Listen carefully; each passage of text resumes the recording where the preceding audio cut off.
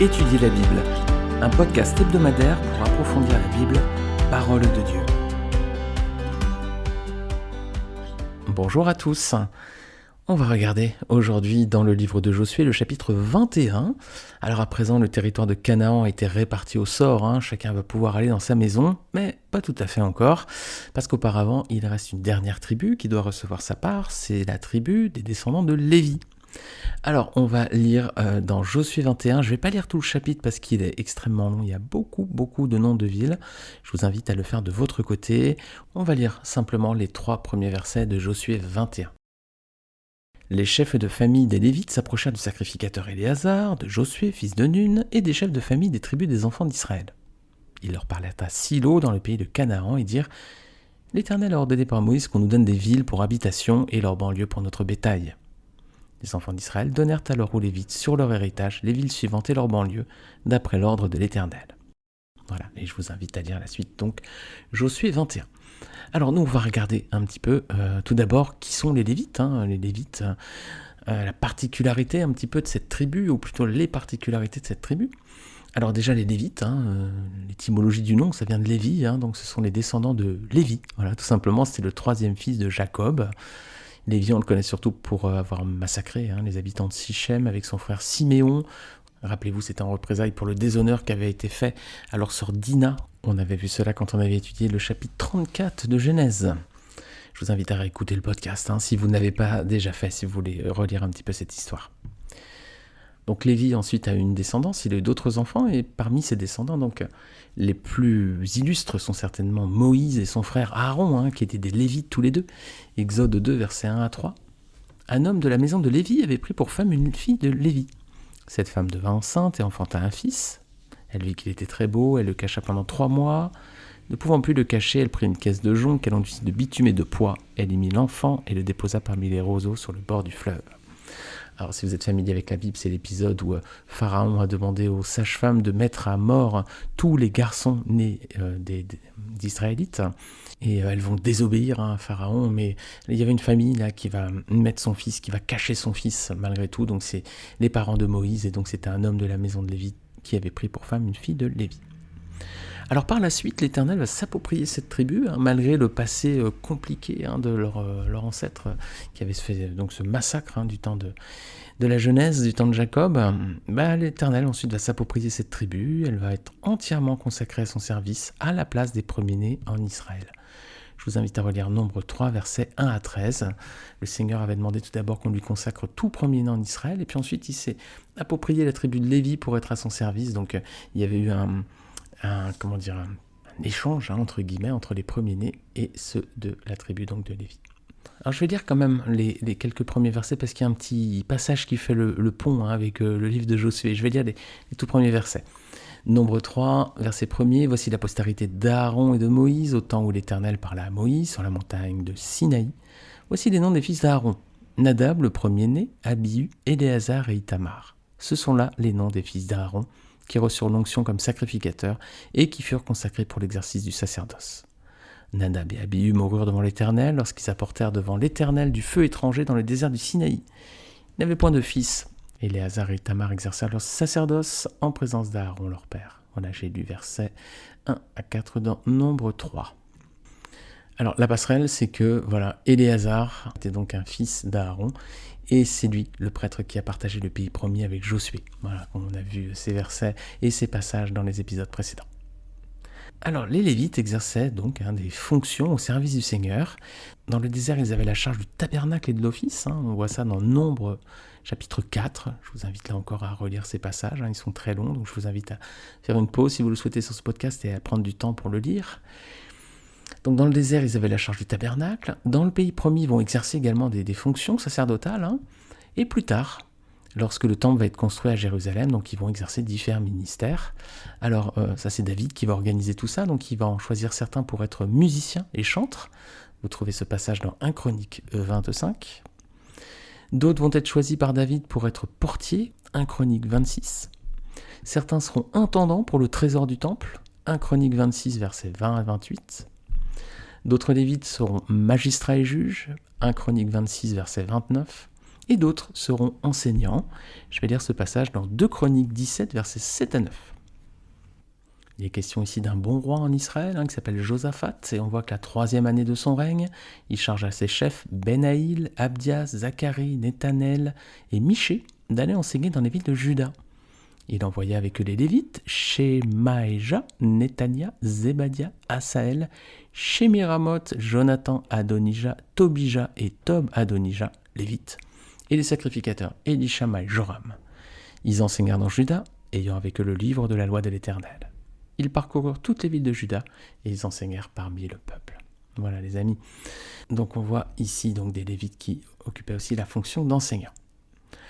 Donc Lévi a eu 3 fils, ses descendants étaient appelés pour servir dans le temple. Donc les fils de Lévi, c'est Kehat, Gershom et Merari. Et parmi ces descendants, donc, il y avait une branche à part, c'était la branche des descendants d'Aaron, qui venait donc c'était la branche des descendants de Kehat. Cette branche-là des descendants d'Aaron, ils ont reçu un ministère particulier, c'est celui d'exercer le rôle de sacrificateur. Voilà. Je vais lire dans Nombre 18, versets 1 à 7. L'Éternel dit à Aaron, « Toi et tes fils et la maison de ton père avec moi, vous porterez la peine des iniquités commises dans le sanctuaire. Toi et tes fils avec toi, vous porterez la peine des iniquités commises dans l'exercice de votre sacerdoce.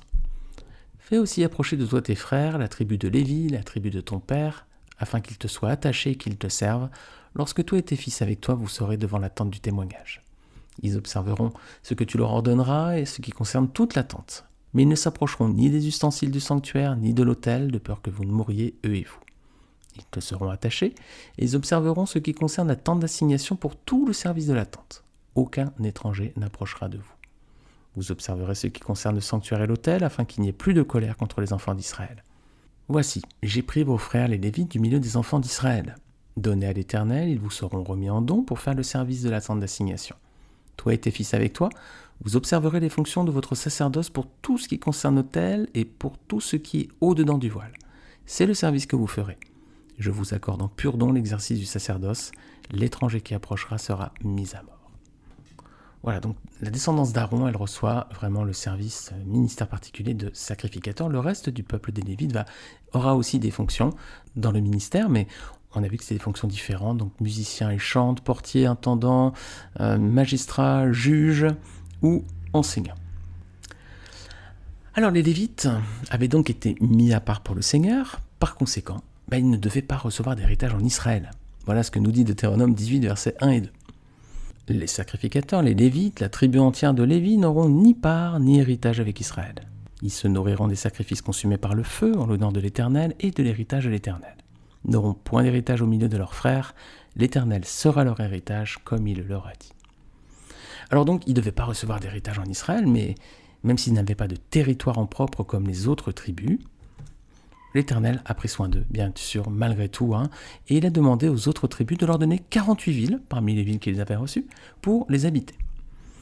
Alors, donc, 48 villes qu'ils vont recevoir, mais en plus des villes, ils vont aussi pouvoir cultiver la banlieue autour et y placer leurs troupeaux. On voit ce passage dans Nombre 35, versets 1 à 8. L'Éternel parla à Moïse dans les plaines de Moab, près du Jourdain, vis-à-vis de Jéricho. Il dit « Ordonne aux enfants d'Israël d'accorder aux Lévites, sur l'héritage qu'ils posséderont, des villes où ils puissent habiter. Vous donnerez aussi aux Lévites une banlieue autour de ces villes. Ils auront les villes pour y habiter, et les banlieues seront pour leur bétail, pour leurs biens et pour tous leurs animaux. Les banlieues des villes que vous donnerez aux Lévites auront à partir du mur de la ville et au dehors 1000 coudées tout autour. Vous mesurerez en dehors de la ville 2000 coudées pour le côté oriental, 2000 coudées pour le côté méridional, 2000 coudées pour le côté occidental et 2000 coudées pour le côté septentrional. La ville sera au milieu. Telles seront les banlieues de leur ville. Parmi les villes que vous donnerez aux Lévites, il y aura 6 villes de refuge où pourra s'enfuir le meurtrier, et 42 autres villes. Total des villes que vous donnerez aux Lévites, 48 villes avec leurs banlieues. Les villes que vous donnerez sur les propriétés des enfants d'Israël seront livrées au plus grand nombre par ceux qui en ont le plus, en plus petit nombre par ceux qui en ont moins. Chacun donnera de ces villes aux Lévites en proportion de l'héritage qu'il possédera. Alors voilà, bien entendu, s'ils sont consacrés au Seigneur, le Seigneur pourvoit à tous leurs besoins. Voilà, et c'est donc aussi une image pour ceux qui aujourd'hui s'engagent au service de Dieu. Le Seigneur pourvoira aussi à tous leurs besoins matériels. Alors on vient de voir qui étaient les Lévites, et donc qui est descendants de Lévi, qu'ils étaient consacrés au Seigneur. Et bien donc, je poursuis l'image que je viens juste de donner un instant. Ils sont en quelque sorte à l'image des chrétiens au sens large. Alors on pourrait dire ceux qui s'engagent pour le Seigneur, c'est vrai, mais on pourrait peut-être se dire qu'en quelque sorte, ils sont aussi à l'image de tous les chrétiens. Les Lévites, ils étaient mis à part du reste du peuple, ils étaient consacrés à Dieu et ils étaient appelés à servir le Seigneur. Alors c'est une image magnifique. Si on a fait, nous aussi, de Jésus notre Seigneur et Sauveur, si nous avons fait la paix avec Dieu par la croix de Jésus, alors le Seigneur aussi nous demande de nous mettre à l'écart pour lui appartenir à présent, pour lui être consacrés et d'une certaine façon pour le servir. Tous les chrétiens sont appelés à servir. Alors pas forcément au pupitre pour prêcher, mais il y a des fonctions différentes et on va le voir. Mais auparavant, je voudrais lire dans 2 Corinthiens chapitre 6, versets 16 à 18. Un verset pour montrer que les chrétiens doivent être mis à part. Regardez, 2 Corinthiens 6, 16 à 18. Quel rapport y a-t-il entre le temple de Dieu et les idoles ? Car nous sommes le temple du Dieu vivant, comme Dieu l'a dit. J'habiterai et je marcherai au milieu d'eux. Je serai leur Dieu et ils seront mon peuple. C'est pourquoi sortez du milieu d'eux et séparez-vous, dit le Seigneur. Ne touchez pas ce qui est impur et je vous accueillerai. Je serai pour vous un père, et vous serez pour moi des fils et des filles, dit le Seigneur Tout-Puissant. Alors c'est une belle image pour nous chrétiens, et notamment pour le service, pour le Seigneur. Les Lévites aussi devaient servir le Seigneur, mais ils n'occupaient pas tous la même fonction dans le temple. On l'a vu tout à l'heure, il y avait différentes fonctions. Et de même, tous les chrétiens sont appelés à servir, mais ils n'ont pas reçu la même vocation. Il y a des fonctions différentes. Encore une fois, tout le monde n'est pas appelé au pupitre à prêcher, par exemple. Regardez avec moi, Romains 12, versets 4 à 8. Il y a diversité de dons et de fonctions, Puisque nous avons des dons différents selon la grâce qui nous a été accordée, que celui qui a le don de prophétie l'exerce en proportion de la foi, que celui qui est appelé au ministère s'attache à son ministère, que celui qui enseigne s'attache à son enseignement, et celui qui exhorte à l'exhortation, que celui qui donne le fasse avec libéralité, que celui qui préside le fasse avec zèle, que celui qui pratique la miséricorde le fasse avec joie. Voilà mes amis, tout comme les Lévites avaient différentes fonctions dans le temple, tous n'occupaient pas le même ministère, et là aussi on voit c'est pareil pour les chrétiens. Alors si les Lévites sont en quelque sorte à l'image des chrétiens, alors quelle image on peut tirer de leur ville ces villes seraient peut-être en quelque sorte une image de l'Église, peut-être. Les villes des Lévites, elles étaient au milieu des autres villes, en plein milieu, au milieu du territoire. C'était l'endroit où ils vivaient, où on les trouvait. Et puis c'était des endroits à part pour le Seigneur. Tout comme l'Église aujourd'hui, les églises, elles sont au milieu de nos villes, elles sont au milieu du reste du territoire, on pourrait dire. Elles accueillent le peuple de Dieu, c'est là où on peut trouver les serviteurs du Seigneur. Et ce sont des endroits où est enseignée, partagée et vécue la parole de Dieu. Alors peut-être que les villes de Lévites sont une image de l'Église, comme les Lévites sont peut-être l'image des chrétiens. Alors ce sont des images très limitées, très imparfaites bien sûr, mais cela nous permet aussi de comprendre peut-être le plan de Dieu à travers cette tribu de Lévi, avoir un peuple à part, consacré et à son service. Et c'est bien le rôle des chrétiens aujourd'hui, les amis. Regardez 1 Pierre chapitre 2, versets 4 à 5. Approchez-vous de lui, pierre vivante rejetée par les hommes, mais choisie et précieuse devant Dieu. Et vous-même, comme des pierres vivantes, édifiez-vous pour former une maison spirituelle, un saint sacerdoce, afin d'offrir des victimes spirituelles agréables à Dieu par Jésus-Christ. Voilà les amis, qui est un sacrifice agréable à Dieu. Alors est-ce que vous appartenez au Seigneur ? Est-ce que vous êtes à son service ? Oui, amen, alors gloire à Dieu, vous êtes un peu comme des Lévites finalement. Sinon, faites la paix avec Dieu, faites la paix avec lui, et ça va passer uniquement par le sang de la croix, de Jésus-Christ.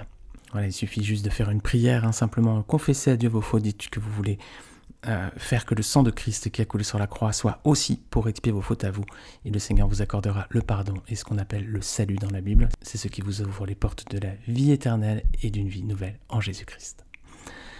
Amen les amis. Alors, la semaine prochaine, on va voir un autre passage des Écritures. On va finir Josué 21. Il reste quelques petits versets en fin de chapitre sur lesquels on s'attardera la prochaine fois.